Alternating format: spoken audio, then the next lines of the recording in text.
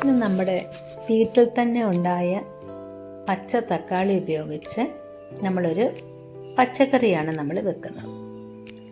അതിനായിട്ട് ഞാനൊരു 5 തക്കാളി, പച്ച തക്കാളി പറിച്ചിട്ടുണ്ട്. 2 ചെറിയ സവാള എടുത്തിട്ടുണ്ട്. 5-6 പഴുത്ത മുളക് എടുത്തിട്ടുണ്ട്. പച്ചമുളക് പഴുത്ത തന്നെയാണ് എടുത്തിരിക്കുന്നത്. അപ്പോൾ ഇത് നമ്മൾ നീളത്തിൽ ചെറുതായിട്ട് അരിഞ്ഞെടുക്കുക. ഇതിന് വലിയ പുളി ഇല്ലാത്തത് കൊണ്ടാണ് ഞാൻ ഈ തക്കാളിക്ക് 5 എണ്ണം എടുത്തത്.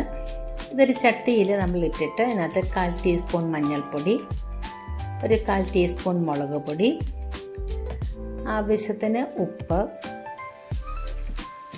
അതിനകത്തെ വെള്ളം ഇത്രയും ഒഴിച്ച് നമ്മൾ അടുപ്പിൽ വെച്ച് വേവാനായിട്ട് വെക്കുക. ശേഷം നമുക്ക് അരപ്പ് തയ്യാറാക്കാം. ഒരു 1.5 കപ്പ് തേങ്ങയാണ് എടുത്തിരിക്കുന്നത്. 1.5 കപ്പ് തേങ്ങ നമ്മുടെ മിക്സിയുടെ ചെറിയ ജാറിൽ ഏകദേശം ഒരു 3/4 ഉണ്ട്. അതിനകത്ത് 1/4 ടീസ്പൂൺ മഞ്ഞൾപ്പൊടി, 1/4 ടീസ്പൂൺ മുളക് പൊടി, 4-5 ചുമന്നുള്ളിയാണ് എടുത്തിരിക്കുന്നത്, ചെറിയ ഉള്ളി നമ്മുടെ. ഇത്രയും ആവശ്യത്തിന് വെള്ളവും ചേർത്ത് ഒരു മീഡിയം പരുവത്തിൽ അരച്ചെടുക്കുക.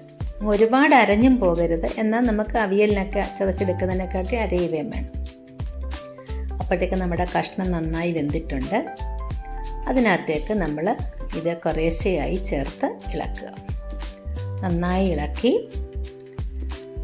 അത് ഒന്ന് തിളയ്ക്കുന്ന സമയത്ത് ഒരു 1/4 ടീസ്പൂൺ ഉലുവാപ്പൊടിയാണ് നമ്മൾ ചേർത്ത് കൊടുക്കുന്നത്. ഉലുവാപ്പൊടി അതിൽ ചേർത്തു. അതിനോടൊപ്പം 1 സ്പൂൺ വെളിച്ചെണ്ണയും ചേർത്തു. നമുക്ക് വെക്കുന്ന കറി നല്ല ചോറിൻ്റെ കൂടെ കൂട്ടാൻ നല്ലതാണ്. ചാനൽ ഇഷ്ടപ്പെട്ടാൽ സബ്സ്ക്രൈബ് ചെയ്യാൻ മറക്കരുത്. അതുപോലെ ഇതുപോലെ വെച്ച് നോക്കിയിട്ട് നിങ്ങളിതിൻ്റെ കമൻറ്റും നൽകണം. എല്ലാവർക്കും എൻ്റെ ചാനൽ ഇഷ്ടപ്പെട്ടു എന്ന് വിചാരിക്കുന്നു. Thank you.